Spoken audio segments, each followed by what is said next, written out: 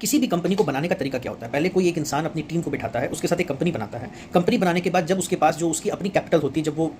खत्म हो जाती है, खाली हो जाती है कंपनी को रन करने में, फिर वो किसी एक इन्वेस्टर के पास जाता है, वहाँ कहता है कि सर आप मेरा कुछ कंपनी का शेयर्स ले लीजिए, मेरी ये सेल है, ये प्रॉफिट है, ये एबिडा है और ये इसकी सारी डिटेल्स हैं, इसके एवज में आप मुझे कुछ कैश दे दीजिए, बदले में मैं आपको अपनी कंपनी के कुछ शेयर्स दे देता हूँ। फिर उस कंपनी के शेयर्स वो इन्वेस्टर ओन कर लेता है, जिससे आगे चल के जब कंपनी का मुनाफा और जब सेल्स बढ़ती है तो उसकी जब वैल्यूएशन बढ़ती है तो उसके शेयर प्राइस बढ़ जाते हैं और बदले में इसको कैश मिल जाता है अपने कंपनी के ऑपरेशंस को आगे बढ़ाने के लिए। तो बेसिक ये होता है जो कि हमने शार्क टैंक इंडिया में देख रखा है, इंडिया के अंदर ऐसा हर जगह होता है। तो फॉरेन में भी, यूएस में भी ये 1985 1990s के टाइम पे हुआ था।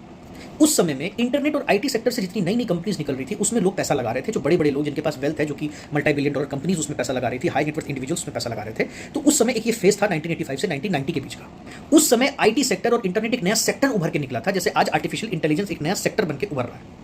उस समय जो लोग इनिशियल स्टेज में उन कंपनी के स्टॉक्स को खरीदने में मतलब नहीं खरीद पाए थे, जो उस समय में इनिशियल स्टेज पे उस कंपनी के स्टॉक्स को नहीं खरीद पाए थे, जैसे मैं और आप, हम लोग कैसे रिटेल इन्वेस्टर हो गए। रिटेल इन्वेस्टर जब वहाँ पर उन तरह की कंपनी को नहीं खरीद पाया, तो बाद में हुआ क्या कि जब लोगों को लगा, जब दूसरी बाकी कंपनियों को लगा कि एक ऐसा सेक्टर इमर्ज हो रहा है जिसमें लोग पैसा पंप कर रहे हैं, इस सेक्टर में पैसा बहुत ज़्यादा आ सकता है, अगर हम लोग भी इससे रिलेटेड कुछ अगर न्यूज़ डाल दें या कुछ अपने आप में बदलाव कर लें, तो इस सेक्टर से अगर हम लोग अपने आप को किसी तरह भी रिलेट कर देंगे तो हमारे पास भी बहुत तरह का इन्फ्लो आएगा, और जब स्टॉक प्राइस पंप होगा तो हम भी उस अपनी जो उस कंपनी के ओनर है वो उस कंपनी के स्टॉक्स को बेच करके वहाँ से निकल जाएंगे। तो ऐसा हुआ यूएस के अंदर में, जिस समय एक नया सेक्टर इमर्ज होकर के आया, आईटी और इंटरनेट।